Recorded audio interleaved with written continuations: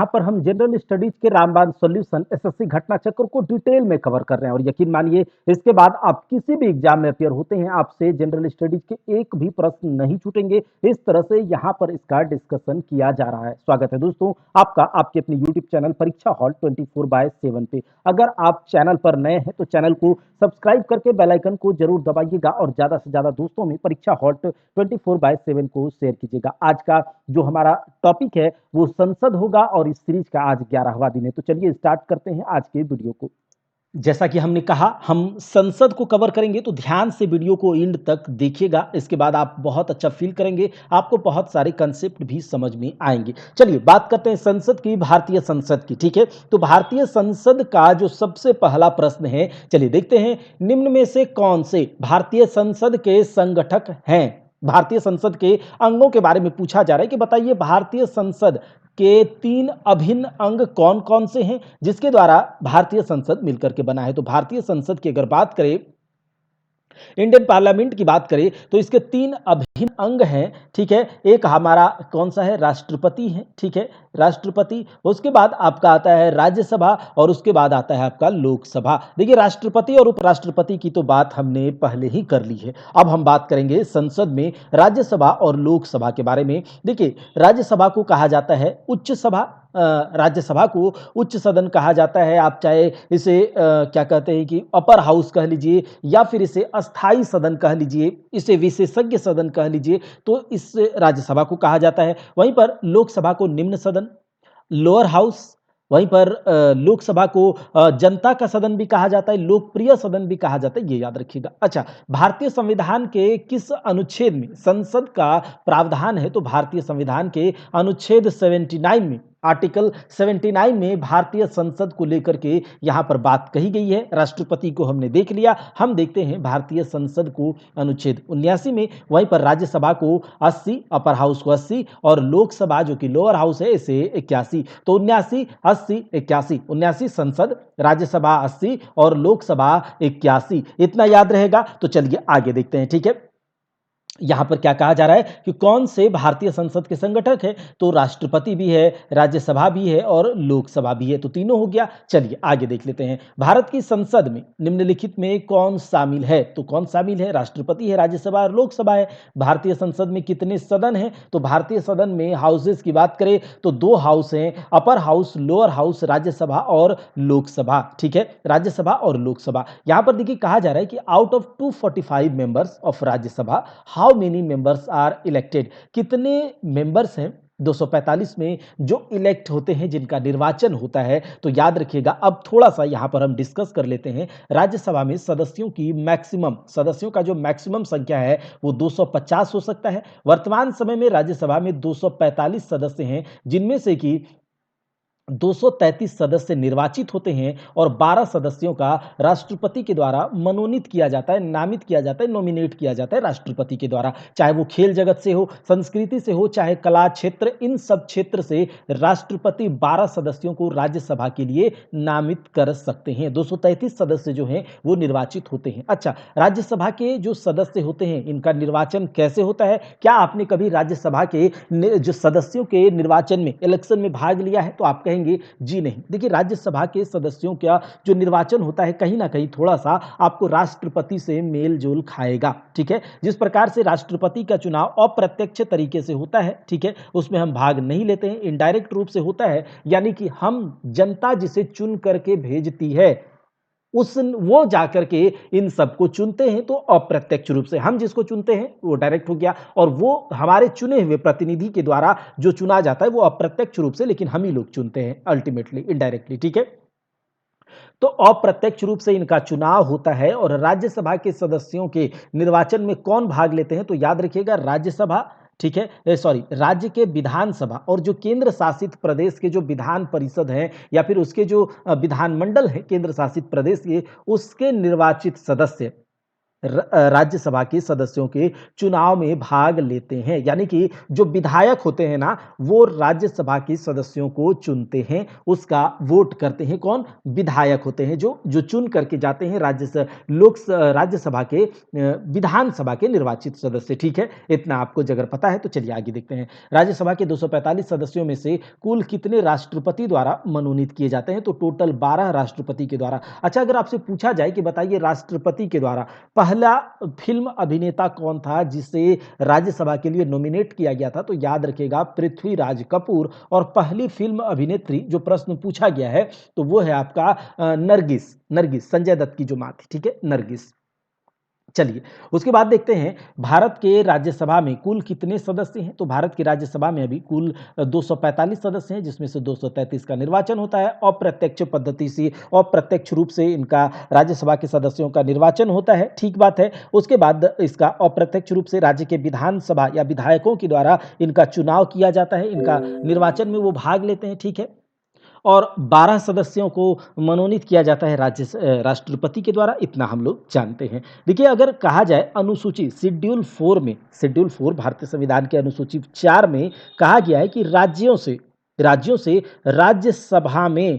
से राज्यसभा में अपना रिप्रेजेंटेटिव भेजने की बात भारतीय संविधान के अनुसूची 4 में कही गई है। और ये जो राज्यसभा में राज्यों का जो प्रतिनिधित्व होता है, उनके सीट्स का जो निर्धारण होता है वो कैसे होता है? तो जनसंख्या, राज्य की जनसंख्या के आधार पर। किसके? राज्य की जनसंख्या के आधार पर होता है, ठीक है। अच्छा देखिए, राज्यसभा के सदस्य अगर कोई निर्वाचित होना चाहते हैं या फिर राज्यसभा के सदस्य का निर्वाचन में भाग लेना चाहते हैं, वहां राज्यसभा के सदस्य बनना चाहते हैं, तो सबसे पहले वो तो भारत का नागरिक होना चाहिए, 30 वर्ष आयु पूरी कर लेनी चाहिए, किसी भी लाभ के पद पर ना हो, मानसिक रूप से स्वस्थ हो और संसद द्वारा बनाए गए कानून के अनुरूप उनकी योग्यता हो, तो वो क्या होते हैं? राज्यसभा के सदस्य की चुनाव लड़ सकते हैं। राज्यसभा के सदस्यों का कार्यकाल जो होता है वो 6 साल का होता है और हर 2 साल पे 1/3 सदस्य को इस्तीफा देना पड़ता है। याद रखिएगा, रिटायरमेंट लीजिए या फिर अवकाश ग्रहण करना पड़ता है 1/3 सदस्य को। उसके बाद हर 2 साल पर चुनाव होता है। अच्छा, राज्यसभा का जो सभापति होता है, जो चेयरमैन होता है, वो हमेशा उपराष्ट्रपति होता है और उपसभापति जो होता है पुनः राज्यसभा के सदस्यों में से ही चुना जाता है। याद रखिएगा, उपसभापति जो होता है, सभापति तो हमेशा उपराष्ट्रपति होगा, वाइस प्रेसिडेंट होगा। अभी वाइस प्रेसिडेंट कौन है? तो जगदीप धनखड़ साहब हैं। अच्छा, उपसभापति जो होता है राज्यसभा के, उनका चुनाव कैसे होता है? तो राज्यसभा के सदस्यों में से ही उनका चुनाव होता है। चलिए आगे देखते हैं, राज्यसभा के सदस्यों का निर्वाचन कौन करता है? तो राज्यसभा के सदस्यों के निर्वाचन विधानसभा के निर्वाचित सदस्य करते हैं, विधायक करते हैं। राज्यसभा की कुल संख्या कितनी है? तो टोटल अगर कहा जाए 250 है, जिसमें से अभी 245 है, 233 का निर्वाचन होता है और 212 राष्ट्रपति के द्वारा मनोनीत किया जाता है। ये सब हमने अच्छे से देख लिया। चलिए आगे देखते हैं, राज्यसभा में राज्यों और केंद्र शासित प्रदेशों के कुल सदस्यों की संख्या कितनी होती है? तो ये अगर कहा जाए, अगर आपसे कुछ नहीं पूछा गया है तो मैक्सिमम तो 250 में से 250 होता है। उन 250 में से 12 का क्या होता है? मनोनयन होता है और जो बचा रहता है वो आपका 238 होता है, जिसमें से अभी 233 है, ठीक है। तो यहाँ 238 पर टिक करेंगे, ठीक है। चलिए, भारत के राष्ट्रपति के द्वारा राज्यसभा के कितने सदस्यों को मनोनीत किया जाता है? तो 12, ठीक है। भारत के राष्ट्रपति के द्वारा राज्यसभा में कितने सदस्यों को नामित किया जाता है? तो 12, ठीक है। चलिए, कहा जा रहा है निम्न में से कौन सा कथन सत्य है? निम्न में से कौन सा कथन सत्य है? तो देखिए, लोकसभा में 4 सदस्य राष्ट्रपति के द्वारा मनोनीत होते हैं, ये तो बिल्कुल गलत है। लोकसभा में 2 सदस्य का मनोनयन होता है, ये हम आगे देखेंगे। अच्छा, राज्यसभा के 12 सदस्यों के द्वारा राष्ट्रपति का मनोनयन होता है, बिल्कुल सही बात है। लोकसभा के 2 सदस्यों को लोकसभा अध्यक्ष द्वारा मनोनयन नहीं, राष्ट्रपति के द्वारा। राज्यसभा के 2 सदस्यों को राज्यसभा के सभापति द्वारा मनोनीत किया जाता है, नहीं। तो कौन सा सही हो जाएगा, ये आप देख लेंगे। चलिए आगे देखिए, कहा जा रहा है भारत के संविधान के अनुच्छेद 80 के अनुसार, 80 में क्या है भाई साहब? हमने बताया ना, 79 में संसद है, 80 में आपका अपर हाउस यानी कि राज्यसभा है और 81 में लोअर हाउस है। तो 80 के अनुसार राज्यसभा के सदस्यों की अधिकतम संख्या कितनी हो सकती है? 250 हो सकती है, ठीक है। भारत के संविधान संविधान का अनुच्छेद 80 राज्यसभा की अधिकतम कितनी संख्या निर्धारित करता है? 250 करता है, ठीक है। राज्यसभा में अधिकतम सदस्यों की संख्या कितनी होगी? 250 होगी, जिसमें अभी 245 है। राज्यसभा के सदस्यों का चुनाव किसके द्वारा किया जाता है? तो ये किया जाता है विधानसभा के चुने सदस्यों के द्वारा। निम्न में कौन सा कथन राज्यसभा के संबंध में सही नहीं है? कौन सा कथन राज्यसभा के संबंध में सही नहीं है? तो इसे अगर हम देखते हैं तो इसे देखिए यहाँ पर कहा जा रहा है कि यह भारत की संसद का उच्च सदन है। It is the upper house of the parliament of India. बिल्कुल सही बात है, ये बात बिल्कुल सही है। अच्छा, इसके पास ऐसी शक्तियाँ होती है जो संघ के विरुद्ध राज्यों के अधिकारों की रक्षा करती है। बिल्कुल सही बात है, ठीक है। ये अच्छा, यह धन विधेयक में संशोधन कर सकता है, ये गलत है। धन विधेयक में संशोधन केवल लोकसभा अध्यक्ष या लोकसभा में होता है, ठीक है। चलिए, कहा जा रहा है इसके 12 सदस्यों को राष्ट्रपति द्वारा नामित किया जाता है, ये भी सही है। तो गलत कौन था ये आप देख लीजिए। चलिए, निम्न में किस वर्ष पहली बार राज्यसभा गठित की हुई थी? तो याद रखिएगा 3 अप्रैल 1952, 3 अप्रैल 93 अप्रैल 3 अप्रैल 1952, ये इस दिन क्या हुआ था? राज्यसभा का पहली बार गठन हुआ था। उसके बाद इसकी पहली बैठक जो हुई थी वो 13 मई 1952 को हुई थी। तो 3 अप्रैल 1952 को राज्यसभा का गठन हुआ और 13 मई 1952 को इसका पहला बैठक हुआ था, ठीक है। उत्तर प्रदेश की संसदीय सीटों की संख्या, उत्तर प्रदेश की संसदीय सीटों की जो संख्या है वो कितनी है? संसदीय सीटों के राज्यसभा को लेकर के कहा जा रहा है। तो याद रखिएगा उत्तर प्रदेश में संसदीय सीटों की संख्या राज्यसभा को लेकर के, राज्यसभा सीटों की संख्या कितनी है? 31 है। कितने? 31 है। देखिए, उत्तर प्रदेश की संसदीय सीटों की संख्या अगर राज्यसभा की बात करें तो 31 सबसे ज्यादा, जबकि कर्नाटक की सदस्य सीटों की संख्या 12 है, कर्नाटक की 12 है। बिहार और पश्चिम बंगाल के राज्यसभा सीटों की संख्या 16 तथा तमिलनाडु की संख्या 18 है। तो बिहार और पश्चिम बंगाल, वेस्ट बंगाल 16, 18 किसका है? तमिलनाडु का है, 12 आपका कर्नाटक का है और 31 आपका किसका है? उत्तर प्रदेश का राज्यसभा सीटों की संख्या, ठीक है। जनवरी 2020 तक राज्यसभा में अधिकतम सीट किसकी थी? तो उत्तर प्रदेश की थी। कितनी? तो 31 थी, ठीक है।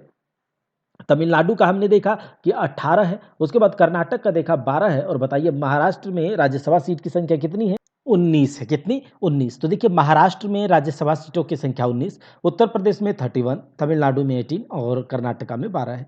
बताइए, उसके बाद कहा जा रहा है राज्यसभा के बारे में निम्न में कौन सा कथन सही है? राज्यसभा के बारे में कौन सा कथन सही है? तो देखिए यहाँ पर कहा जा रहा है कि यह भारत के संविधान द्वारा निर्धारित एक सीधे निर्वाचित निकाय। बिल्कुल गलत है, ये तो अप्रत्यक्ष रूप से, मतलब सीधे नहीं, बल्कि हम सीधे इसको डायरेक्ट निर्वाचित नहीं करते, तो ये गलत है, ठीक है। अच्छा, राज्य विधानसभा के निर्वाचित सदस्य राज्यसभा के सदस्यों का चुनाव करते हैं। बिल्कुल सही बात है। आगे देखिए, इसे संसद के निचले सदन, तो राज्यसभा को उच्चा सदन कहा जाता है। राज्यसभा के सदस्य अस्थायी रूप से चुने जाते हैं। तो राज्यसभा के सदस्य अस्थायी रूप से नहीं चुने जाते, बल्कि हर 2 साल पे इसके 1/3 सदस्य रिटायर्ड होते हैं या फिर अवकाश ग्रहण करना पड़ता है, इस्तीफा देना पड़ता है। जैसे कीजिए, हर 2 साल पर 1/3 सदस्य को अवकाश होता है, हर 2 साल पर चुनाव होता है, 6 साल का कार्यकाल होता है, अस्थायी रूप से नहीं होता, ठीक है। चलिए, राज्यसभा के कामकाज के बारे में निम्न में कौन सा कथन सही है? राज्यसभा के कामकाज के बारे में, तो देखिए राज्यसभा हर दूसरे साल भंग होती है। राज्यसभा हर दूसरे साल भंग नहीं होती, याद रखिएगा, ये भंग नहीं होता, बल्कि हर दूसरे साल इसका चुनाव होता है। राज्यसभा एक अस्थायी सभा है, याद रखिएगा, इसको भंग नहीं किया जा सकता, इसका विघटन नहीं होता है, इसका डिसोल्यूशन नहीं होता है, ठीक है। तो ये गलत हो जाएगा। उसके बाद देखिए कहा जा रहा है राज्यसभा भारत के राष्ट्रपति की सहमति से भंग होती है। अरे भाई साहब, ये अस्थायी सदन है, ये परमानेंट सदन है, ठीक है, परमानेंट हाउस है। राज्यसभा का डिसोल्यूशन नहीं होता है, बल्कि हर 2 साल पे इसका चुनाव होता है और 1/3 सदस्य क्या होते हैं? रिटायर होते हैं, बस इतना है। राज्यसभा कभी भंग नहीं होती, ये सही है। अच्छा, उसके बाद देखिए कहा जा रहा है राज्यसभा के सदस्यों का निर्वाचन 6 वर्षों की कालावधि के लिए होता है। 6 साल इसका कार्यकाल होता है। हर 2 साल में राज्यसभा के कितने सदस्य निर्वाचित होते हैं? तो 1/3 सदस्य, ठीक है, 1/3 सदस्य हमने अभी बताया था आपको। राज्यसभा सदस्य का कार्यकाल 6 वर्षों का होता है। राज्यसभा का सदस्य बनने के लिए न्यूनतम आयु कितनी चाहिए? तो 30 वर्ष आयु होनी चाहिए। अच्छा, योग्यता की बात करें तो 30 वर्ष, एक तो भारत का नागरिक हो, 30 वर्ष की आयु हो, किसी भी लाभ के पद पर ना हो, मानसिक रूप से स्वस्थ हो और संसद द्वारा बनाए हुए कानून के योग्य हो। तो ये अगर है तो आप राज्यसभा के सदस्य बनने के लिए योग्य हैं, ठीक है। चलिए आगे देख लेते हैं भाई साहब।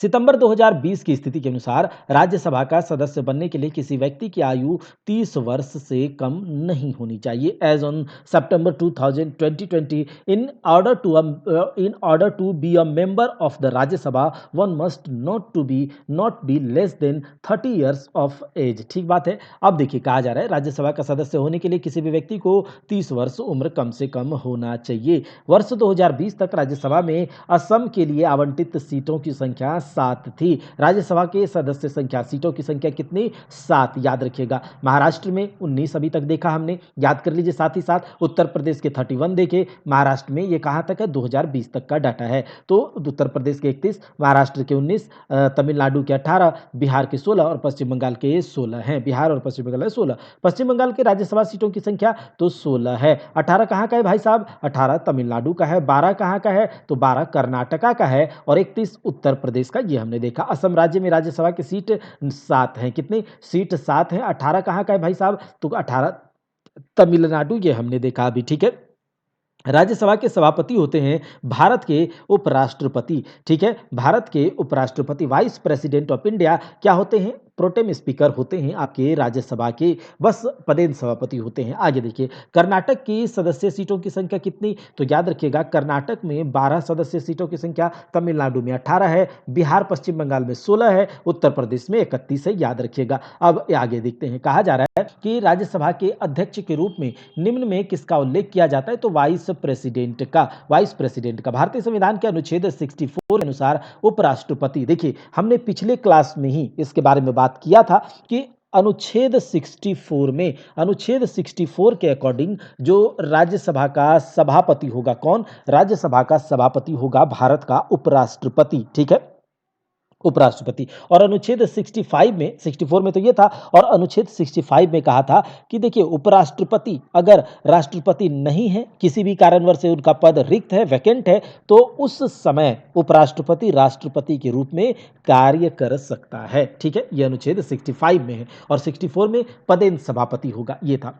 निम्न में कौन राज्यसभा के पदेन अध्यक्ष होते हैं? तो अभी आप बताएंगे, vice president of India. Tamil Nadu की संसदीय सीटों की संख्या 18 है। तमिलनाडु की 18, बिहार पश्चिम बंगाल की 16, कर्नाटक की 12, उत्तर प्रदेश का 31। ठीक है, 7 किसके लिए? तो 7, चलिए ये तो हमने देख लिया। अब देखिए क्या कहा जा रहा है कि महासचिव राज्यसभा को सहायता प्रदान करते हैं, जिसका पद किसके बराबर होता है? किसके बराबर होता है? तो याद रखिएगा, भारत सरकार का जो कैबिनेट सचिव होता है ना, याद रखिए, Rajya Sabha is assisted by the secretary general who holds the rank equivalent to the cabinet secretary to the government of India। Bharat सरकार के कैबिनेट सचिव के बराबर महासचिव का भी, राज्यसभा का जो महासचिव होता है उसका पद उसके बराबर होता है। तो राज्यसभा का जो महासचिव होता है, राज्यसभा के सभापति और उपराष्ट्रपति के बाद तीसरा प्रमुख पद है राज्यसभा का महासचिव का। ठीक है, यह राज्यसभा के सभापति द्वारा नियुक्त किया जाता है। याद रखिएगा,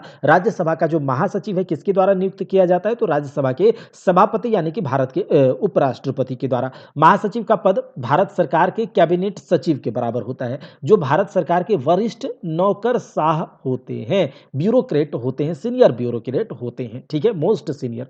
महासचिव की सीट सभापति के ठीक नीचे होती है। महासचिव की सीट सभापति जो होता है ना राज्यसभा का, जो उपराष्ट्रपति, उसके सीट नीचे होती है, जिससे प्रक्रियात्मक मामले में सभापति को सलाह मिलती रहे। महासचिव सचिवालय के अन्य कार्मिकों को भी सक्षम सहायता पहुंचाते हैं। ठीक बात है।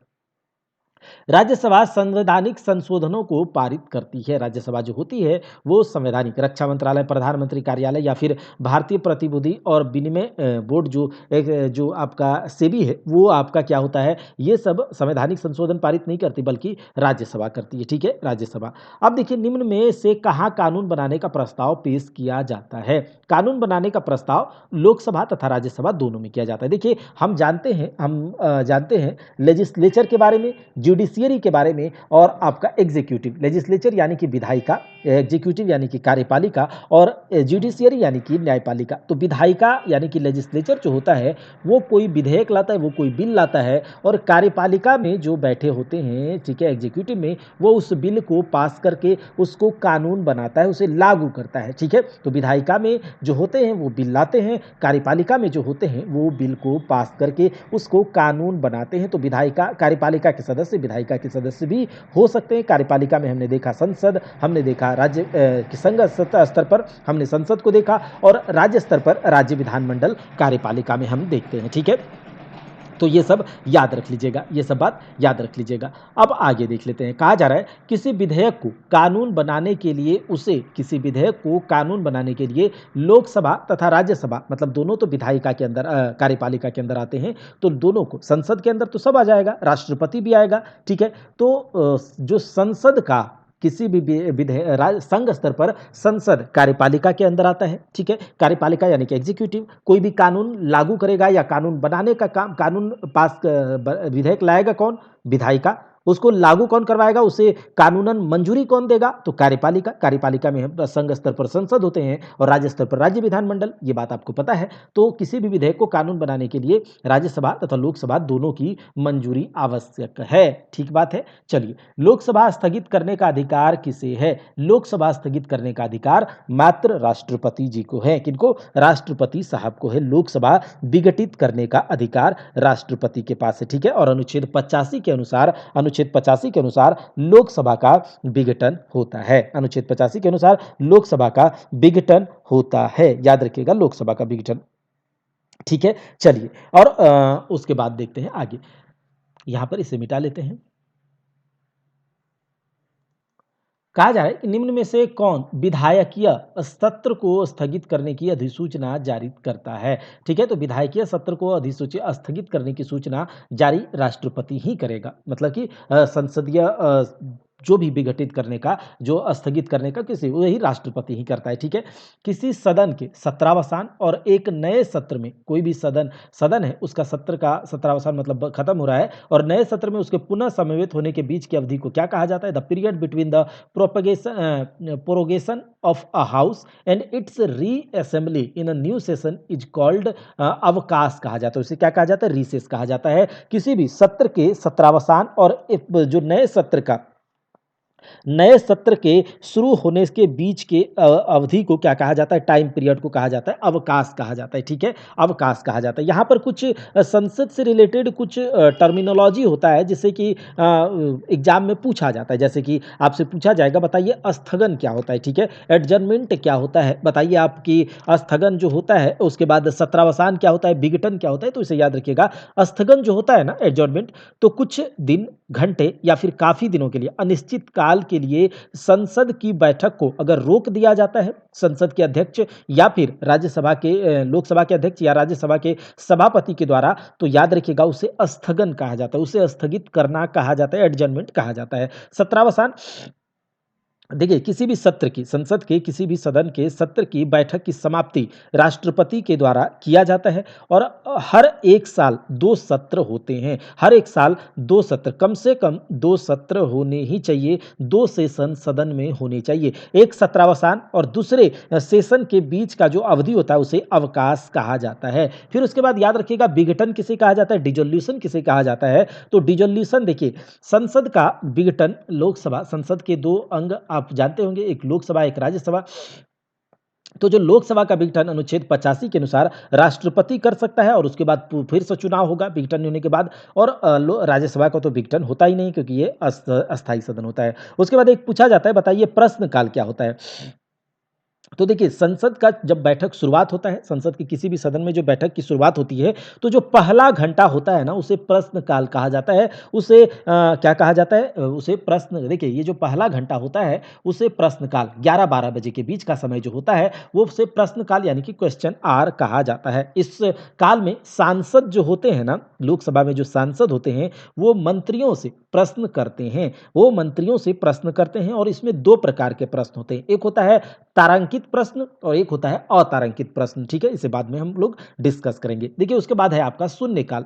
तो जो ये शून्यकाल कोई संवैधानिक शब्द नहीं है, इसे प्रेस के द्वारा दिया गया ये शब्द है। पूछा जाएगा, बताइए शून्यकाल किसके द्वारा दिया गया शब्द है? तो ये एक प्रेस यानी कि जो पत्रकारों के द्वारा दिया गया एक शब्द है। संसद में लोकसभा और राज्यसभा, लोकसभा में 12 से 1 बजे के बीच का समय, प्रश्नकाल के बाद का जो 1 घंटा होता है, उसे शून्यकाल कहा जाता है। प्रश्नकाल के बाद जो 1 घंटा का समय होता है उसे शून्यकाल कहा जाता है। और ये कोरम क्या है भाई साहब? तो देखिए, अगर संसद के सदस्यों की संख्या का 1/10 संख्या सदस्य अगर पूरा नहीं होता है तो वो संसद की बैठक को रद्द कर दी जाती है। यानी कि कोरम ये है कि बैठक अगर होगा तो 1/10 1/10 संख्या सदस्य संख्या को यहाँ पर रहना ही होगा। तो ये बात है। चलिए, अब कहा जा रहा है निम्न में से पॉपुलर चैम्बर किसे कहा जाता है? तो पॉपुलर चेंबर कहा जाता है लोकसभा को, यानी कि लोकप्रिय सदन। क्या?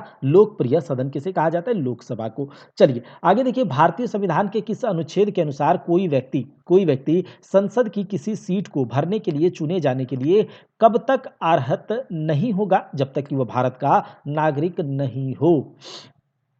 भारतीय संविधान के किस अनुच्छेद के अनुसार कोई व्यक्ति संसद की किसी भी सीट को भरने के लिए चुने जाने के लिए तब तक योग्य नहीं होगा जब तक वह भारत का नागरिक नहीं हो? तो यह अनुच्छेद 84 में कहा गया। आर्टिकल 84 में यह बात कही गई है। आर्टिकल अनुच्छेद 52 में भारत का एक राष्ट्रपति होगा, इसकी पुष्टि करेगी। मतलब भारत के राष्ट्रपति पद की बात करी जाती है किसमें? तो अनुच्छेद 52 में। ठीक बात है। और ये जो आगे दिया गया है अनुच्छेद 76, तो आर्टिकल 76 में भारत के महान्यायवादी यानी कि अटॉर्नी जनरल ऑफ इंडिया, याद रखिएगा आर्टिकल 76 में attorney general of India Bharat के महान्यायवादी के पद की चर्चा करी गई है। महान्यायवादी के पद की चर्चा करी गई है, जो कि महान्यायवादी कौन होते हैं? Attorney general of India Bharat सरकार का विधि सलाहकार, कानूनी सलाहकार होता है। ठीक है। और याद रखिएगा भारत का प्रथम विधि सलाहकार भी होता है अटॉर्नी जनरल ऑफ इंडिया अनुच्छेद 76 के अनुसार। भारत का एक राष्ट्रपति होगा, ऐसी बात भारतीय अनुच्छेद 52 में करी गई है। भारत के राष्ट्रपति के ऊपर महाभियोग यानी कि इंपीचमेंट लगाने की बात 61 में और 84 में कहा गया है कि कोई भी संसद का कोई भी सीट भरेगा तभी कोई व्यक्ति, जब तक कि वह भारत का नागरिक हो। ठीक है, याद रखेंगे इस बात को। लोकसभा के पहले उपवक्ता कौन थे?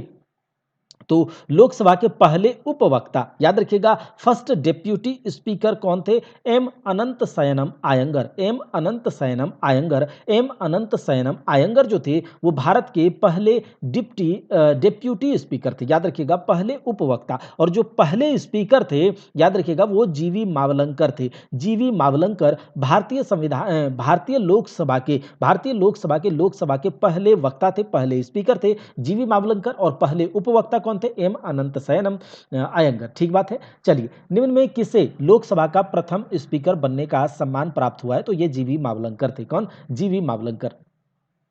भारतीय संविधान के किस अनुच्छेद में यह उल्लेख किया गया है कि लोकसभा में एक अध्यक्ष और एक उपाध्यक्ष आवश्यक रूप से होना चाहिए? तो यह है आर्टिकल 93। आर्टिकल याद रखिएगा, आर्टिकल 93 में कहा गया है कि लोकसभा में एक अध्यक्ष और एक उपाध्यक्ष होना ही होना चाहिए। मतलब एक अध्यक्ष और उपाध्यक्ष मांगता ही मांगता है भारतीय लोकसभा में। ठीक है, लोकसभा में एक अध्यक्ष और एक उपाध्यक्ष होना ही चाहिए, यह आपके 93 में कहा गया। अच्छा, अनुच्छेद 85 के अनुसार राष्ट्रपति लोकसभा का विघटन कर सकता है, यह बात कही गई है। ठीक है। और ये जो अनुच्छेद 100 देख रहे हैं, आर्टिकल 100, इसमें कहा गया है कि लोकसभा, देखिए, लोकसभा में जब अध्यक्ष महोदय, लोकसभा में जो अध्यक्ष महोदय कोई बिल आता है उस पर वाद विवाद होता है और उस बिल पर अगर 50-50 का बात हो जाए कि 50% वोट इस बिल के अगेंस्ट है और 50% वोट इस बिल के फेवर में है, तो इसमें क्या होगा? कोई निर्णायक नहीं होगा। तो इस कंडीशन में लोकसभा का जो अध्यक्ष होता है ना, वो अपना वोट दे सकता है, निर्णायक मत दे सकता है। और जिसकी तरफ वो मत देगा उधर क्या होगा? 51 हो जाएगा और इस तरफ 49 हो जाएगा। तो इससे क्या होगा? निर्णायक मत अध्यक्ष महोदय साहब देते हैं। अनुच्छेद आर्टिकल 100 के अनुसार, 93 के अनुसार कहा गया है कि लोकसभा में एक अध्यक्ष और एक उपाध्यक्ष होना ही होना है। ठीक है। अनुच्छेद 85 में राष्ट्रपति लोकसभा का विघटन करता है। और देखिए, लोकसभा का भारतीय संविधान के किस अनुच्छेद में बात करी गई है? 81 में। अनुच्छेद 81 में लोकसभा को लेकर के बात करी गई है, जिसे अपर हाउस, जिसे लोकप्रिय सदन, पॉपुलर चैम्बर, या फिर आप इसे क्या बोलते हैं? जनता का सदन बोल सकते हैं। लोकसभा की बैठक आयोजित करने के लिए न्यूनतम कितनी सदस्य संख्या उपस्थित होनी चाहिए? The minimum number of members मतलब कितने नंबर, जैसे कि कहा जाता है तो कुल सदस्य का 10वां भाग, जिसे कि अभी कहा था कोरम संख्या कहा जाता है। उसे क्या कहा जाता है? कोरम संख्या कहा जाता है। ठीक है, आगे देख लेते हैं। कहा जा रहा है कि संसद के दोनों सदनों में से किसी एक सदन में न्यूनतम कितने सदस्य अनिवार्य हैं? जिससे सदन की कार्यवाही चलती रहे, तो कुल सदस्यों का 10वां भाग। देखिए लोकसभा में राज्यसभा के सदस्य संख्या को तो हमने देख लिया, अब लोकसभा के सदस्यों की संख्या को देखते हैं। लोकसभा में कितने टोटल सदस्य हैं? 550 मैक्सिमम। कितने? 550 मैक्सिमम। अच्छा, अभी प्रेजेंट टाइम में कितने हैं? 545 हैं। 545, जिसमें कि 543 जो हैं वो निर्वाचित होंगे और 2 सदस्य को राष्ट्रपति के द्वारा नॉमिनेट किया जाएगा। ठीक है, और इस नॉमिनेशन को वैनिश भी कर दिया गया है। किस संशोधन के द्वारा, इसे आप बताएंगे। ठीक है, भारत में पहली निर्वाचित लोकसभा अस्तित्व में कब आई थी? तो ये आया था अप्रैल 1952 में। राज्यसभा कब आया था? तो मार्च 1952 में, और उसकी बैठक मई 1952 में हुई। लोकसभा कब अस्तित्व में आई? अप्रैल 1952 में। पहले स्पीकर कौन थे लोकसभा के? तो याद रखिएगा जीवी मावलंकर, और उसके बाद जो एम अनंत शयनम अयंगर थे वो उपवक्ता थे, उप स्पीकर, डेप्यूटी स्पीकर थे। ठीक बात है। भारत का पहला आम चुनाव कब हुआ था? तो 1951-52 में। भारत का पहला आम चुनाव 1951-52 में हुआ था। भारत का पहला लोकसभा का गठन 1952 में हुआ, 1952 में। अच्छा, उसके बाद देखिए protem speaker of the Lok Sabha. देखिए क्या कहा जा रहा है, निम्न में कौन लोकसभा के अध्यक्ष प्रोटेम की नियुक्ति करता है? कौन करता है भाई साहब? तो राष्ट्रपति करता है। याद रखिएगा, लोकसभा के अध्यक्ष की नियुक्ति कौन करता है? राष्ट्रपति करता है। कौन करता है? राष्ट्रपति करता है। याद रखेंगे इस बात को।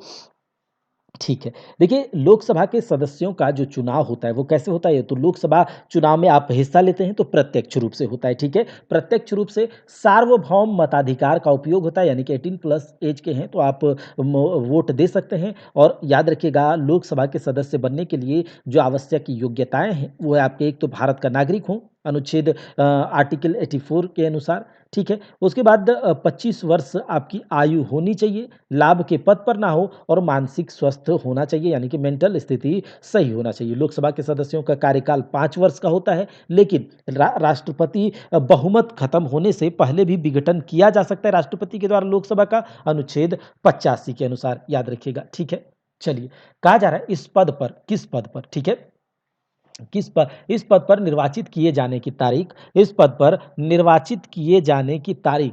ठीक है, तारीख जिस लोकसभा में उसका निर्वाचन किया गया हो से लेकर उसके भंग होने के बाद नई लोकसभा की प्रथम बैठक के ठीक पहले तक इस पद पर आसीन रहता है। तो याद रखिएगा, सभापति। कौन? सभापति। जो सभापति होता है ना लोकसभा का, वो अपने पद पर निर्वाचित जिस दिन किया जाता है उस दिन से लोकसभा में उसका निर्वाचन किया गया, और उससे लेकर के उसके भंग होने की बाद नई लोकसभा की पहली बैठक के ठीक पहले तक इस पद पर आसीन होता है, वो लोकसभा का सभापति होता है। ठीक है, लोकसभा का सभापति होता है। ठीक बात है।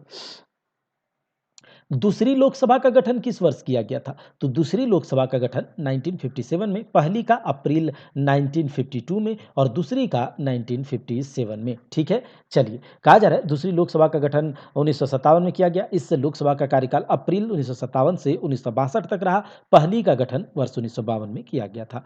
मार्च 2021 की स्थिति के अनुसार निम्न में कौन लोकसभा का सबसे युवा अध्यक्ष है? तो ये आपका है गंती मोहन चंद्र बालयोगी। गंती मोहन चंद्र बालयोगी। ठीक है,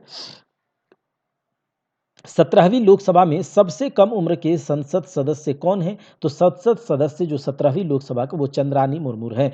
17वीं लोकसभा में उड़ीसा राज्य के क्योंझर संसदीय क्षेत्र से चंद्रानी मुर्मू 25 वर्ष सबसे कम उम्र की सांसद निर्वाचित हुई। लोकसभा के सदस्यों का कार्यकाल 5 वर्षों का होता है, लेकिन विघटन की बात हम करें तो याद रखिएगा, भारतीय संविधान के अनुच्छेद 83 के अनुसार, किसके अनुसार? भारतीय संविधान के अनुच्छेद 83 के अनुसार लोकसभा के अवधि 5 वर्षों की होती है, अतः लोकसभा के सदस्यों का कार्यकाल भी 5 वर्षों का होगा। तो याद रखिएगा, 83 के अनुसार प्रत्येक लोकसभा का सामान्य कार्यकाल 5 वर्षों का होता है। किसके अनुसार? तो 83, अनुच्छेद 83 के अनुसार। यह निर्णय लेने का अधिकार किसको है कि बिल मुद्रा बिल है अथवा नहीं? Who has the right to decide whether a bill is a money bill और नॉट? तो मनी बिल के ऊपर कोई बिल मनी बिल है या फिर नहीं है, इसका जो है इसका राय, इसका डिसीजन लेने का अधिकार लोकसभा अध्यक्ष को है। याद रखिएगा, लोकसभा अध्यक्ष को ही है। अनुच्छेद 110 के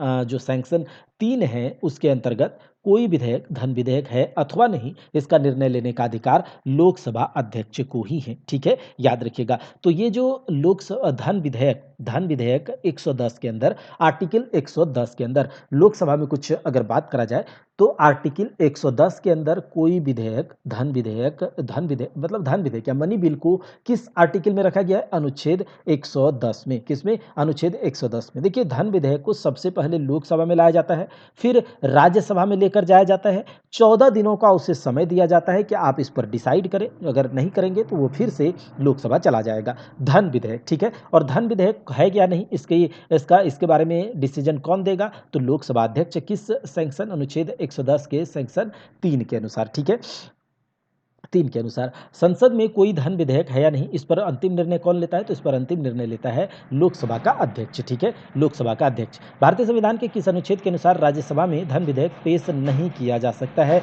तो याद रखिएगा,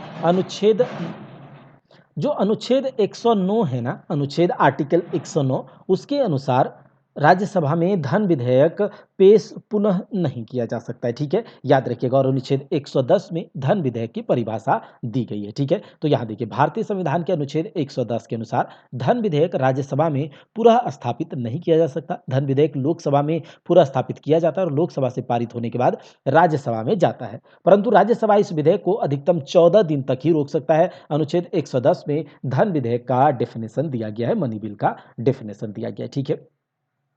कौन से बिल को राज्यसभा में पारित नहीं किया जा सकता है? तो ये आपका मनी बिल है, पूंजी बिल है। भारतीय संसद में वित्तीय बजट कौन प्रस्तुत करता है? तो भारतीय संसद में वित्तीय बजट जो है ये वित्त मंत्री पेश करता है। याद रखिएगा, भारतीय संविधान में बजट लिखा हुआ कहीं पर नहीं है। देखिए, ये बजट नहीं बल्कि एनुअल फाइनेंशियल स्टेटमेंट लिखा हुआ है। हर साल एनुअल फाइनेंशियल स्टेटमेंट, जिसे कि अनुच्छेद 112, याद रखिएगा, अनुच्छेद 110 में धन विधेयक है, अनुच्छेद 112 में भारत का, पूरे भारतवर्ष का एनुअल फाइनेंशियल स्टेटमेंट, वार्षिक वित्तीय विवरण करके जो है बजट पेश किया जाता है। किसके द्वारा? वित्त मंत्री के द्वारा, भारतीय संसद के सामने, लोकसभा में, ठीक है।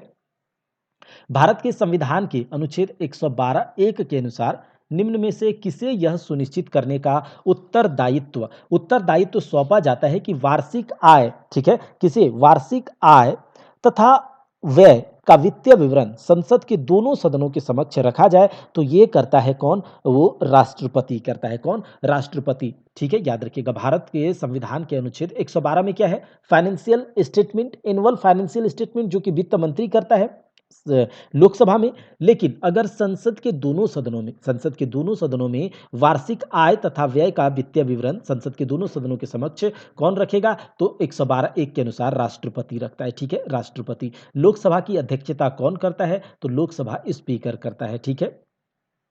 लोकसभा की अध्यक्षता लोकसभा स्पीकर करता है। भारत के अनुच्छेद 93 में अनुसार लोकसभा यथाशीघ्र अपने 2 सदस्यों में से एक को अपना अध्यक्ष एवं उपाध्यक्ष चुनना ही चुनना है। याद रखिएगा, आर्टिकल 93 में कहा गया है कि लोकसभा के सदस्यों में से ही लोकसभा का एक अध्यक्ष और उपाध्यक्ष को आपको चुनना ही चुनना है। लोकसभा के अध्यक्ष को उसके पद से किसके द्वारा हटाया जा सकता है? तो लोकसभा के अध्यक्ष को उसके पद से लोकसभा के द्वारा पारित प्रस्ताव के द्वारा, resolution passed by the Lok Sabha, और उसके बाद उसे हटाया जा सकता है।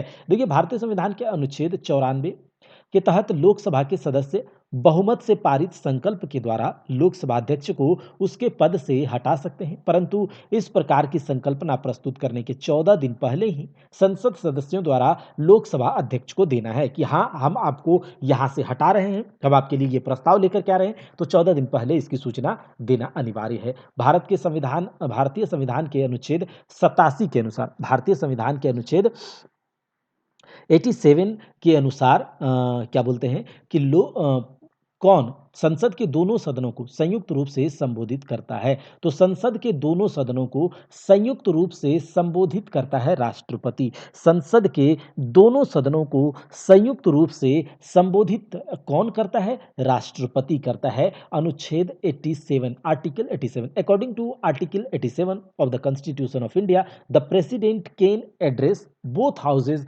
ऑफ पार्लियामेंट असेंबल्ड टुगेदर, ठीक है, याद रखिएगा। Which of the following articles of the constitution of India makes provisions for a joint sitting of both houses of parliament. तो याद रखिएगा, जो संयुक्त अधिवेशन ज्वाइंट सिटिंग की बात करी जाएगी वो 108 के अंतर्गत, और अनुच्छेद 87 में कहा गया है कि दोनों का 108 में बुला सकता है, संयुक्त अधिवेशन को राष्ट्रपति बुला सकता है।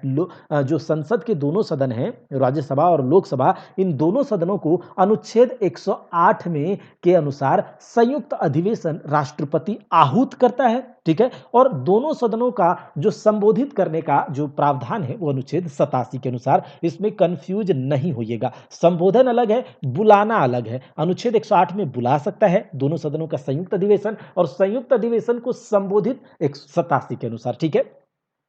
लोकसभा अध्यक्ष अपना इस्तीफा निम्न में से किसे सौंप सकते हैं? लोकसभा का उपाध्यक्ष को। देखिए, लोकसभा का अध्यक्ष और उपाध्यक्ष अनुच्छेद 93 के अनुसार अपने सदस्यों में से ही चुनना पड़ता है लोकसभा के सदस्यों को। अच्छा, लोकसभा के सदस्य अपना इस्तीफा किसे दे सकते हैं? लोकसभा के उपाध्यक्ष को। The speaker of house of the people में submit his resignation to the deputy, किसे? तो deputy speaker of the house of the public, ठीक है। चलिए, लोकसभा अध्यक्ष अपना त्यागपत्र किसे संबोधित करते हैं? तो लोकसभा के उपाध्यक्ष को। संसद की संयुक्त सत्र की अध्यक्षता कौन करता है? लोकसभा का अध्यक्ष। देखिए, संसद के संयुक्त सत्र को आहूत कौन करता है? तो राष्ट्रपति करता है अनुच्छेद 108 के अनुसार, ठीक है। और दोनों सत्र को जब बुला लिया जाता है तो उसकी अध्यक्षता कौन करता है? तो ये करता है आपका लोकसभा का अध्यक्ष करता है, ठीक है। लोकसभा और राज्यसभा की संयुक्त बैठक की अध्यक्षता कौन करता है? तो ये हमने अभी देखा कि लोकसभा का अध्यक्ष करता है। भारत के राष्ट्रपति के द्वारा बुलाई गई संयुक्त बैठक की अध्यक्षता निम्न में कौन करता है? भारत के राष्ट्रपति संयुक्त अधिवेशन को अनुच्छेद 108 के अनुसार बुलाता है, और उसकी अध्यक्षता कौन करता है? तो याद रखिएगा, उसकी अध्यक्षता करता है लोकसभा का अध्यक्ष, ठीक है, स्पीकर ऑफ द लोकसभा या फिर house of the public. The residuary powers of legislation under Indian constitution rests with, भारतीय संविधान के अधीन विधान की अवशिष्ट शक्तियां, जो रेसिड्यूअरी पावर है, किसमें निहित होती है? तो वो संसद में होती है। देखिए, अवशिष्ट शक्तियां किसके पास? तो संसद के पास होती है, ठीक है, संसद के पास। अस्थाई लोकसभा अध्यक्ष, अस्थाई लोकसभा अध्यक्ष के द्वारा एक नियमित अध्यक्ष के चुने जाने तक कार्य करता है। इसका चुनाव आमतौर पर किस माध्यम द्वारा होता है? तो याद रखिएगा, संसदीय कार्य के मंत्री द्वारा एक वरिष्ठ लोकसभा सदस्य के अध्यक्ष द्वारा अनुमोदन किया जाता है। लोकसभा के सचिवालय सीधे किसके नियंत्रण में आता है? तो लोकसभा का जो सचिवालय है, जो लोकसभा सेक्रेटेरिएट है, लोकसभा सचिवालय किसके नियंत्रण में होता है? ये बात तो आप जानते हैं, लोकसभा अध्यक्ष के नियंत्रण में होता है। तो ये तो बिल्कुल आम बात है। चलिए, लोकसभा सचिवालय लोकसभा अध्यक्ष के निर्देश और नियंत्रण में कार्य करता है। उसे सचिवालय के कर्मचारियों पर, सदन के परिसर पर और संसद भवन संपदा पर सर्वोच्च प्राधिकार प्राप्त होता है। वह अपने इस अधिकार का प्रयोग लोकसभा महासचिव की सहायता से करता है। लोकसभा महासचिव की सहायता से लोकसभा अध्यक्ष अपना कार्य करता है, अपनी शक्तियों का प्रयोग करता है। किस अनुच्छेद के अनुसार? तो अनुच्छेद 98 के अनुसार। बस आप सुन लीजिएगा, आपसे सवाल लग जाएंगे। एक बार फिर से सुनिए कि लोकसभा अध्यक्ष अपनी शक्तियों का प्रयोग, अपने अधिकारों का प्रयोग लोकसभा महासचिव की सहायता से करता है। ऐसा प्रावधान अनुच्छेद 98 में दिया गया है, 98 में दिया गया है। लोकसभा में कार्य संचालन और आचरण की नियमावली, लोकसभा में कार्य संचालन और आचरण की नियमावली का नियम जो है, नियम कितने संसद भवन के समक्ष औपचारिक प्रस्ताव पेश किए जाने से संबंधित नहीं है। इसीलिए इस नियम के तहत मामलों पर चर्चा के बाद मतदान नहीं हो सकता है। तो यह है आपका अनुच्छेद नियम 193। नियम 193 संसद भवन के समक्ष औपचारिक प्रस्ताव पेश किए जाने से संबंधित नहीं है। इसलिए इस नियम के तहत मामलों पर चर्चा के बाद मतदान नहीं हो सकता है, ठीक है। चलिए आगे देखते हैं। कहा जा रहा है, भारत के संविधान के किस नियम के तहत लोकसभा में, भारत के संविधान के किस नियम के तहत लोकसभा में चर्चा में सदन के समक्ष औपचारिक प्रस्ताव शामिल नहीं है? तो ये हमने देखा रूल नंबर 193, रूल नंबर 193 के अनुसार भारत के संविधान के किस लोकसभा में चर्चा के में सदन के समक्ष औपचारिक प्रस्ताव शामिल नहीं होता है? तो नियम 193 है, ठीक है। भारत में लोकसभा के लिए अधिकतम सीटें कितनी निर्धारित हैं? तो याद रखिएगा, लोकसभा के लिए अधिकतम 552 सीटें हैं, जिसमें से 550 सीटें निर्वाचित हैं और 502 सीटें मनोनीत होते हैं, ठीक है, राष्ट्रपति के द्वारा। अभी रिसेंट टाइम में कितने हैं? 545 है, जिसमें 2 सीट क्या होगा? नॉमिनेटेड होगा और 543 सीट का निर्वाचित होगा। ये बात है। चलिए आगे देखते हैं।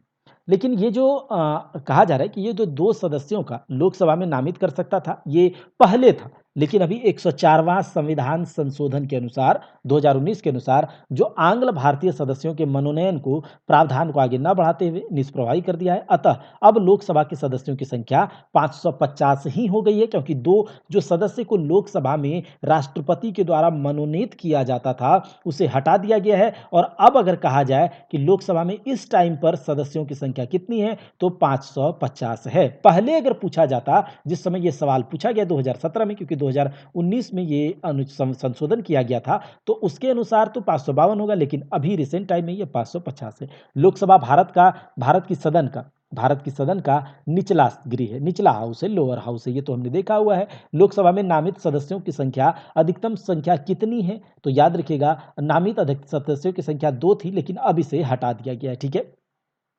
भारत के संविधान के किस अनुच्छेद के तहत राष्ट्रपति द्वारा लोकसभा में नामित किया जा सकता है? तो ये किया जा सकता था अनुच्छेद 331 के तहत, अब इसे हटा दिया गया है।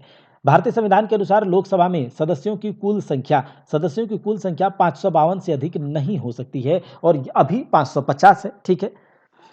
ये दो पहले पूछा गया है, इस 552 से अधिक नहीं हो सकता। किस अनुच्छेद के अंतर्गत संसद संविधान में संशोधन कर सकती है? तो संसद संविधान में आर्टिकल 368 के अंतर्गत संशोधन कर सकती है, ठीक है। भारतीय संविधान के किस अनुच्छेद के अनुसार संसद को संविधान में संशोधन करने का अधिकार है? तो अनुच्छेद 368 के अनुसार।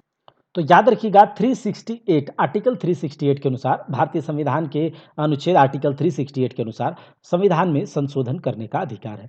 महाराष्ट्र की संसदीय सीट मतलब लोकसभा सीट की संख्या कितनी है? तो महाराष्ट्र में लोकसभा सीटों की संख्या 48 है। कितनी? 48 है, याद रखिएगा। चलिए, कहा जा रहा है दिसंबर 2020 तक गुजरात से लोकसभा सदस्यों की कितनी प्रतिनिधित्व कितना है? तो याद रखिएगा 26 लोकसभा सीटों की संख्या गुजरात में 26, महाराष्ट्र में कितना? तो 48 और गुजरात में 26। कर्नाटक की लोकसभा सदस्य सीटों की संख्या, तो कर्नाटक में 28 है, कर्नाटक में 28, गुजरात में 26, महाराष्ट्र में 48, ठीक है, लोकसभा सीटों की संख्या। ये आप एक छोटा सा कोई भी इमेज देख लीजिएगा पीडीएफ वगैरह में कि अभी कितने सीट लोकसभा में है, कितनी सीट राज्यसभा में है, तो आपको हो जाएगा काम वहां से, ठीक है। गोवा में लोकसभा सीटों की संख्या कितनी है? तो गोवा में 2 है। हरियाणा में लोकसभा सीट कितने हैं? तो ये है आपका 10, हरियाणा 10, गोवा 2, गुजरात 26, महाराष्ट्र 48, ठीक है, इतना हमने देखा। और अभी हमने आगे देखने, चंडीगढ़ में लोकसभा सीटों की संख्या कितनी है? तो ये है आपका 1, ठीक है, चंडीगढ़ में 1 है, ठीक है, याद रखिएगा, चंडीगढ़ लोकसभा सीटों की संख्या 1 है। चलिए आगे देखते हैं। कहा जा रहा है निम्न में से राज्य के प्रतिनिधि लोकसभा से में सबसे अधिक किसके हैं? तो ये उत्तर प्रदेश के हैं, राज्यसभा में भी और लोकसभा में भी, ठीक है, याद रखिएगा। चलिए, कहा जा रहा है राज्यसभा में कितने लोकसभा निर्वाचन क्षेत्र हैं? तो राज्यसभा में टोटल 25 लोकसभा, राजस्थान में टोटल कितने लोकसभा निर्वाचन क्षेत्र हैं? तो 25 और 26 क्या बोलते हैं, 26 भी हैं, ठीक है, याद रखिएगा। राजस्थान में कितने लोकसभा निर्वाचन क्षेत्र हैं? उत्तर प्रदेश राज्य के प्रतिनिधि लोकसभा में सबसे अधिक हैं। उत्तर प्रदेश में लोकसभा की अधिकतम 80 सीटें हैं, आंध्र प्रदेश में 24 हैं, राजस्थान में 26 हैं, यहाँ 25 दिया गया है, 26 होगा, ठीक है, तमिलनाडु में 38 है। चलिए, पंजाब के लोकसभा सीटों की संख्या तो 13 है, पंजाब में 13 हैं। और उसके बाद एक मिनट, ये राजस्थान का, गुजरात का मैंने सोच लिया था। चलिए, गुजरात राजस्थान में 25 है, ठीक है, राजस्थान में 25 है, गुजरात में 26 है, तो राजस्थान में 25 याद रखिएगा, गुजरात में 26 है। चलिए, हम यहाँ पर देख रहे थे पंजाब में 13 है, पंजाब में 13 है। लोकसभा में की बहस किस भाषा में मुद्रित होती है? तो लोकसभा की बहस हिंदी और इंग्लिश दोनों में मुद्रित होती है। In which language Lok Sabha debates are printed? तो ये होता है बोथ हिंदी एंड इंग्लिश, ठीक है। कहा जा रहा है आफ्टर क्वेश्चन आर, कहता है प्रश्नकाल के बाद, प्रश्नकाल का समय कब से कब तक होता है? ये हमने आपको बताया था कि जब संसद का सदन शुरू होता है, संसद का जो पहला घंटा होता है 11-12 बजे, वो आपका प्रश्नकाल होता है, उसके 1 घंटा तक आपका शून्यकाल होता है, ये हमने देखा था, ठीक है। जिसमें प्रश्न पूछते हैं सांसद मंत्रियों से, उसको 2 तरह के प्रश्न होते हैं तारांकित प्रश्न और अतारांकित प्रश्न। चलिए, प्रश्नकाल के बाद लोकसभा के किसी सदस्य के द्वारा, ठीक है, लोकसभा के किसी सदस्य के द्वारा, एक मिनट। तो ये प्रश्नकाल कब से कब तक का टाइम ये देख लिया। लोकसभा के किसी सदस्य के द्वारा जनता के महत्व के किसी निश्चित विषय पर विचार विमर्श हेतु कार्यकारी का ध्यान आकर्षण करने के लिए रखा गया प्रस्ताव क्या कहलाता है? तो ये कहलाता है एडजर्नमेंट मोशन, यानी कि स्थगन प्रस्ताव। लोकसभा में प्रत्येक संसदीय बैठक का पहला घंटा प्रश्नकाल के लिए होता है। प्रश्नकाल के बाद, एक मिनट, पेन यहाँ चल नहीं रहा है, चलिए देख लेंगे।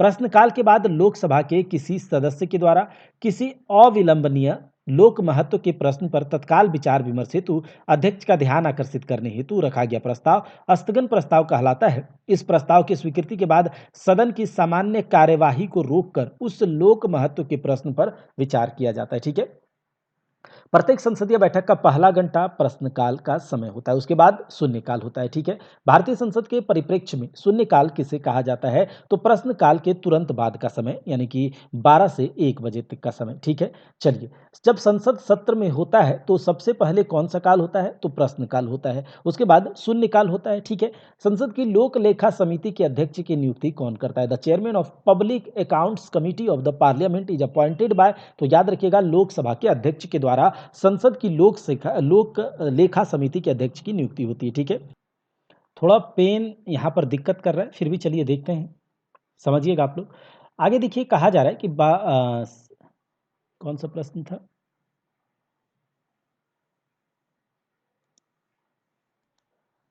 संसद की लोक लेखा समिति के अध्यक्ष की नियुक्ति लोकसभा अध्यक्ष करता है। लोक लेखा समिति और सार्वजनिक उपक्रम समिति में राज्यसभा एवं लोकसभा दोनों के सदस्य होते हैं। देखिए, याद रखिएगा, सार्वजनिक उपक्रम समिति और लोक लेखा समिति में राज्यसभा और लोकसभा दोनों के सदस्य होते हैं। 7 राज्यसभा सदस्य होते हैं और 15 लोकसभा सदस्य होते हैं। टोटल 22 सदस्य होते हैं लोक लेखा समिति और सार्वजनिक उपक्रम समिति में। लोक लेखा समिति का मुख्य कार्य भारत सरकार के विनियोग लेखाओं पर नियंत्रक महालेखा परीक्षक के प्रतिवेदन की समीक्षा करना होता है। ठीक है, निम्न में से लोकसभा की प्रथम महिला अध्यक्ष का नाम बताइए। निम्न में से लोकसभा की पहली महिला अध्यक्ष कौन है? तो याद रखिएगा, मीरा कुमार, हमें पता है ना, पहली महिला अध्यक्ष मीरा कुमार है, इस बारे में तो मुझे पता है। चलिए, उसके बाद आता है आपका सुमित्रा महाजन। ठीक है, मेरा उसके तो याद रखिएगा। चलिए, अब यहाँ पर कहा जा रहा है 26 जनवरी 2021 तक प्राप्त जानकारी के अनुसार लोकसभा के अध्यक्ष कौन है? तो लोकसभा के अध्यक्ष अभी ओम बिरला है इस टाइम पर, आगे याद रखिएगा। देखिए, कहा जा रहा है सांसदों की अयोग्यता संबंधी विवादों का फैसला कौन करता है? सांसदों की अयोग्यता संबंधी विवादों का फैसला कौन करता है? तो याद रखिएगा, चुनाव आयोग से परामर्श लेकर राष्ट्रपति करता है। सांसद, अगर कोई सांसद अयोग्य पाया जाता है तो उसके विवादों का फैसला राष्ट्रपति करता है, किससे? परामर्श लेकर, चुनाव आयोग से। तो ये अनुच्छेद 103 के अनुसार सांसदों की अयोग्यता संबंधी विवादों का फैसला निर्वाचन आयोग का परामर्श लेकर राष्ट्रपति करता है, जबकि राष्ट्रपति के चुनाव से संबंधित विवादों का निपटारा सर्वोच्च न्यायालय द्वारा किया जाता है, याद रखिएगा। लोकसभा में विपक्ष का प्रथम नेता कौन होता है? तो लोकसभा में विपक्ष के प्रथम नेता, याद रखिएगा, लोकसभा में विपक्ष के प्रथम नेता कौन थे? तो वो थे आपके ए के गोपालन। कौन थे? ए के गोपालन, याद रखिएगा। चलिए, निम्न में से कौन सी समिति को प्राक्कलन समिति की जुड़वा बहन कहा जाता है? तो प्राक्कलन समिति की जुड़वा बहन को कहा जाता है लोक लेखा समिति। देखिए, which one of the following committee is described as the twin sister of estimate committee? तो उसे पब्लिक अकाउंट्स कमिटी कहा जाता है। देखिए, लोक लेखा समिति को प्राक्कलन समिति की जुड़वा बहन कहते हैं। संसद की दोनों सदनों के 22 सदस्य से मिलकर लोक लेखा समिति तथा लोकसभा के 30 सदस्यों से मिलकर प्राक्कलन समिति का गठन होता है। लोक लेखा समिति एवं प्राक्कलन समिति का कार्यकाल 1 वर्ष का होता है। कितने वर्ष का? 1 वर्ष का होता है। ठीक है, भारत में किस संसदीय समिति की सामान्यतः अध्यक्षता विपक्ष के प्रमुख सदस्य द्वारा किया जाता है? तो ये आपका लोक लेखा समिति के जो अध्यक्ष होते हैं वो विपक्ष से लिए जाते हैं। ठीक है, याद रखिएगा। भारतीय संसद की सबसे बड़ी कमेटी कौन है? तो भारतीय संसद की सबसे बड़ी कमेटी प्राक्कलन समिति, जिसमें लोकसभा के 30 सदस्य होते हैं। लोक लेखा समिति में राज्यसभा के 7 सदस्य, लोकसभा के 15 सदस्य, यानी कि 22 सदस्य होते हैं। प्राक्कलन समिति की जुड़वा बहन किसे कहा जाता है? तो उसे लोक लेखा समिति को कहा जाता है। पार्लियामेंट कंडक्ट, संसद प्रत्येक वर्ष कितने सत्र आयोजित करती है? तो याद रखिएगा 3 सत्र, याद रखिएगा 3 सत्र। अनुच्छेद 85 के अधीन राष्ट्रपति को समय-समय पर अनुच्छेद 85 के अंतर्गत क्या होता है? याद रखिएगा अनुच्छेद 85 के अनुसार राष्ट्रपति को समय-समय पर संसद के प्रत्येक सदन को बुलाने का, उसे सत्रावसान करने का, लोकसभा का विघटन करने का शक्ति है, ठीक है? और संसद के सामान्यतः 3 सत्र होते हैं, एक तो आपका बजट सत्र, एक आपका मानसून सत्र और एक आपका शीतकालीन सत्र। तो 3 सत्र होते हैं, बजट सत्र, मानसून सत्र और कम से कम 2 सत्र तो एक सत्र होने ही चाहिए 1 साल के अंदर, ठीक है?